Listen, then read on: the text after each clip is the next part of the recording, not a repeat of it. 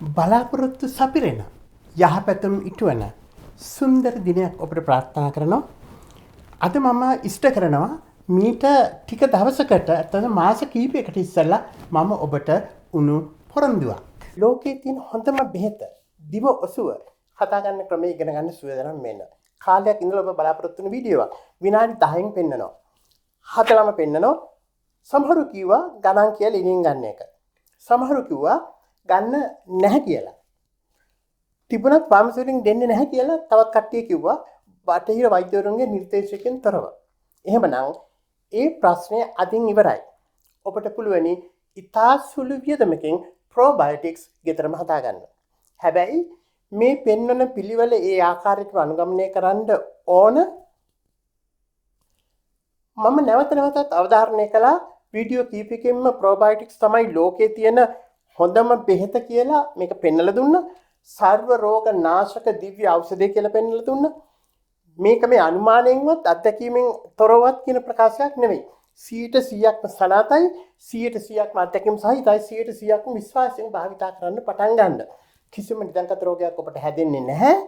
හැදිලා තියෙන සියලුම නිදන්ගත රෝග වලින් සුව වෙන්න පුළුවන්, පාලනය කරගන්න පුළුවන්. මෙන්න මේ අලුත්ම වෛද්‍ය ප්‍රකාශයෙන් පෙන්වනවා ප්‍රෝබයොටික්ස් වල වටිනාකම. ඔබට ආතරයිටිස් තියෙනවා නම් සජීවී බැක්ටීරියා එකතු කර ඇති යෝගට් එකක් හැමදාම කන්න. ආතරයිටිස් සනීප වෙනවා. හොඳයි. අපි වැඩි කාලයක් ගන්න නැතුව කිලිම ඉගෙන ගනිමු හදා ගන්න ක්‍රමය. ප්‍රෝබයොටික්ස් ගෙදරීම හදා ගන්න නම් ඉස්සරලාම ස්ටාර්ටර් එකක්, ඒ කියන්නේ පටන් ගැනීමට අත්‍යවශ්‍ය දෙය තියෙන්න ඕන. ප්‍රෝබයොටික්ස් තියෙන යෝගට් එකක් මෙලදී ගත්තොත් හදන්න පහසුයි. ඒ යෝගට් එක ස්ටාර්ටර් එක වශයෙන් භාවිත කරන්න පුළුවන්. ඒ වගේම තමයි ප්‍රෝබයොටික්ස් කරලා දෙකක්, කැප්සියුල්ස් එකක් දෙකක් තියෙනවා නම් ඒත් ලේසි. ඒවත් පාවිච්චි කරන්න පුළුවනි ස්ටාර්ටර් එකක් වශයෙන්. ඒවා නැත්නම් තමයි ස්ටාර්ටර් එකක් ගෙදරදී හදාගන්න වෙන්නේ. ඒ අනුව ප්‍රෝබයොටික්ස් හදා ගැනීම සඳහා ක්‍රම තුනක් තියෙනවා. කොයි ක්‍රමය භාවිතා කළත් හරි. මේ ක්‍රම මිශ්‍ර කරගන්න එපා. ලයිව් බැක්ටීරියා තියෙන, ඒ කියන්නේ සජීවී බැක්ටීරියා ඉන්න යෝගට් එකක් තියෙන්න ඕන. ලංකාවේ ඒවා ගන්න තියෙනවා. හැම යෝගට් එකක්ම නෙවෙයි, සජීවී බැක්ටීරියා එකතු කරලා තියෙන්න ඕන. දෙක, ප්‍රෝබයොටික් කැප්සියුල්ස් දෙකක් පමණ තියෙන්න ඕන. මේවත් ලංකාවේ ගන්න පුළුවන් සමහර ෆාමසි වලින්. මේ දෙකම නැත්නම් පහසුවෙන් ස්ටාර්ට් එකක් හදාගන්න පුළුවනි ගෙදරදී අඩු වියදමින්. ක්‍රම දෙකක් තියෙනවා. ඉන් එක ක්‍රමයක් භාවිතා කරන්න පුළුවන්, දෙකම නෙවෙයි. මතක තියාගන්න අච්චාරු හතන එකයි ප්‍රෝබයොටික්ස් හතන එකයි දෙකක්. ප්‍රෝබයොටික්ස් හතනකොට කිසිම අවස්ථාවක විනාගිරි භාවිතා කරන්න එපා. විනාගිරි වලට සියලුම බැක්ටීරියා මැරෙනවා. ඒතකොට ප්‍රෝබයොටික්ස් ඇති වෙන්නේ නැහැ. ස්ටාර්ට් එක හදාගන්න එක ක්‍රමයක් තමයි නැට්ට සහිත ඉදුණු හෝ හොඳට පැසුණු මිරිස් කරල් දෙකක් තියෙන්න ඕන. මගේ වත්තෙන් මම මේ කඩාගන්න මිරිස් මම මේ පෙන්වන්නේ ගොඩාක් වේලපුවා නෙමෙයි, නැට්ට අත්‍යවශ්‍යයි මේ වෙනුවෙන්. ස්ටාර්ට් එක හදාගන්න දෙවෙනි ක්‍රමය තමයි ලෙල්ල සහිත දෙහි ගෙඩියක් තියෙන්න ඕන. ඊළඟට යොතේ සහිත එලකිරි හෝ පොල්කිරි කෝප දෙකක් පමණ තියෙන්න ඕන. පොල්කිරි පැකට් වල පවුඩර් දිය කරලා භාවිතා කරන්න පුළුවන්, කෘත්‍රිම දේවල් එකතු කරලා නැත්නම්. මේ මොන කිරි භාවිතා කළත් මම එලකිරි පාවිච්චි කරන්නේ නැහැ වීගන් නිසා. මේ එලකිරි එක ගත්තේ හදන විදිය ඔබට පෙන්වන්න. ඊළඟට ටිකක් රත් වෙනකන් කිරි ටික රත් කරගන්න ඕන. ගොඩාක් උණු වෙලා උතුරනකන් නෙවෙයි, ටිකයි රත් කරන්න. ඊට පස්සේ සාමාන්‍ය විදිහට නිවා ගන්න ඕන. ඊළඟ අයිස් දාන්න එපා, සීතල වතුර දාන්න එපා. අනිවාර්යයෙන්ම කිරි ටික නිවිලා තියෙන්න ඕන සාමාන්‍ය විදිහට. ඊළඟට කිරි ටික වීදුරු හෝ මැටි භාජනයකට වක් කරන්න ඕන. එහෙම වක් කරලා අර මිරිස් කරල් දෙක හරි දෙකට කපපු දෙහි ගෙඩිය හරි දාන්න ඕන. දෙල්ලත් එක්ක තවත් කිරි වීදුරුවකට දා ගන්නවා. මේක දෙකක්. මේ ඉගෙන් ස්ටාර්ටර් හදන ක්‍රම දෙකක් මේ ඔබ දකින්න. ඊට පස්සේ හොඳට වහනවා. පැය 18ක් මම සාමාන්‍ය උෂ්ණත්වයේ තියෙන්න ඕන වහලා. එතකොට තමයි ඇතුලේ බැක්ටීරියා වැඩෙන්නේ. ඒ කියන්නේ වහන්න ඕන. කිචන් එක ඉසි කරලා නැත්නම් සාමාන්‍ය උෂ්ණත්වයේ තියාගන්න ඒක වහන්න ඕන. රෙදි කෑල්ලකින්. හැබැයි කිසි වෙලාවක රත් කරන්න හොඳ නෑ ඒක. පැය 12කින් පමණ බලන්න හැඳි ගාලා කිරි එක උකු වෙලාද කියලා. ඒක ඇරලා පොඩ්ඩක් හැඳක් අරගෙන පොඩ්ඩක් හැඳ ගාලා බලන්න ඕනේ දෙකම උකු වෙලාද කියලා. උකු වෙලා නැත්නම් තව පැය කීපයක් තියන්න. පැය 20ක් පමණ යනකොට දැනට උකු වෙලා තියෙනවා. පැය 20ක් විතර යනකොට මේක හොඳටම උකු වෙනවා. දැන් ස්ටාර්ට් එක හරි. ලයිව් බැක්ටීරියා සහිත යෝගට් එකක් තියෙනවා කියන්නේ ප්‍රෝබයෝටික් කැප්සියුල් දෙකක් විතර තියෙනවා කියන්නේ මිරිස් කරල් දෙකක් හෝ කපපු දිහි ගෙඩියක් පෙන්වලා දුන්න විදිහට කිරිවලට දාලා ගෙදරදී හදාගන්න කියන්නේ එකම දේ. ස්ටාර්ට් එකක් දැන් තියෙනවා. මේ ස්ටාර්ට් එක පාවිච්චි කරලා කොහොමද ප්‍රෝබයෝටික්ස් හදාගන්නේ කියලා අපි දැන් සාකච්ඡා කරමු. හොඳට උණු කරලා නිවාගත්තු එලකිරි කප්ස් දෙකක් හෝ පොල් කිරි නම් උණු කරන්න ඕනේ නැහැ. පොල් කිරි ඒ කියන්නේ උකු පොල් කිරි කප්ස් දෙකක් අවශ්‍යයි. හොඳට මතක තියාගන්න.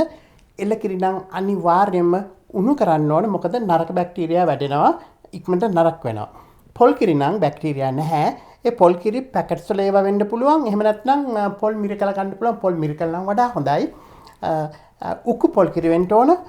කප්ස් දෙකක් විතර තියෙන්න ඕන. පොල් කිරි නම් උණු කරන්න ඕනේ නැහැ. නමුත් එලකිරි අනිවාර්යයෙන්ම උණු කළ යුතුයි. ඊළඟට මේ උණු කරලා නිවාගත්තු කිරි එලකිරි හෝ උණු නොකළ පොල් කිරි උණු කරන්න ඕනේ නැහැ. කප් එකකට දාගන්න. ඊට පස්සේ ඒ කිරි වලට අර ලයිව් කල්චර් බැක්ටීරියා එක හරි ඒ කියන්නේ යෝගට් එකෙන් හැඳි දෙකක් විතර හරි එහෙම නැත්නම් අර ප්‍රෝබයෝටික් එකේ මම ඉස්සෙල්ලා පෙන්නුවේ ප්‍රෝබයෝටික් ඒ ප්‍රෝබයෝටික් එකේ කැප්සියුල් දෙකක් හරි මේකට දාන්න පුළුවන්. දාලා හැම වෙලාවකම මේක වහන්න ඕනේ. අර ඇතුළේ ස්ට්‍රක්චර් සාමාන්‍ය විදිහට තියාගන්න. එහෙම නැත්නම් අර ගෙදරදී හදාගත්තු ස්ටාර්ටර් දෙකෙන් කියන්නේ මේස හැඳි දෙක බැගින් එකතු කරන්න ඕන. ඒ කියන්නේ කිරි භාජන දෙකකට.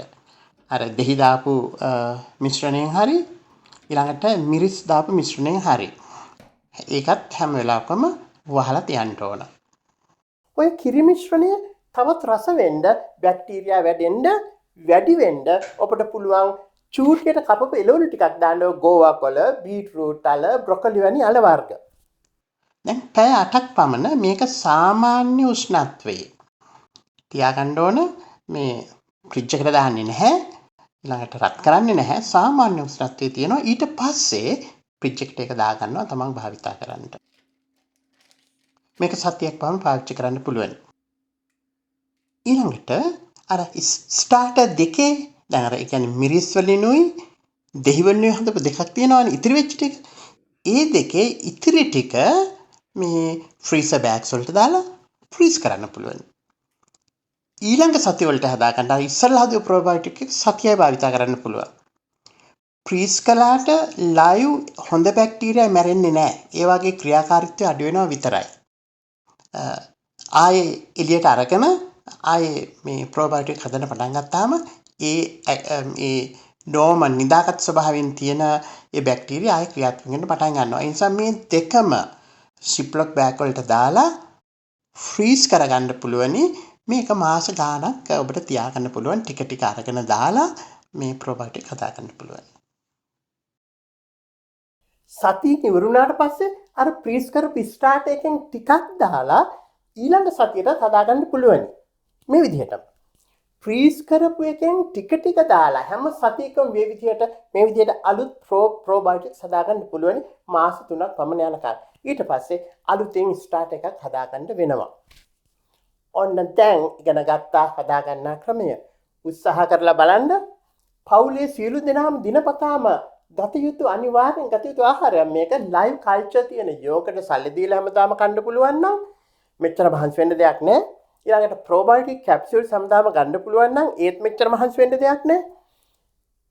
ඒවා ගන්න නැත්නම් හරි මිල අධික නම් හරි තමයි මේ පැහැදිලි කළ විදිහට සියල්ල ගෙදරදී හදාගන්න වෙන්නේ. සියල්ලම කියන්නේ ස්ටාර්ටර් එකයි ප්‍රෝබයෝටික් එකයි මේ දෙකම.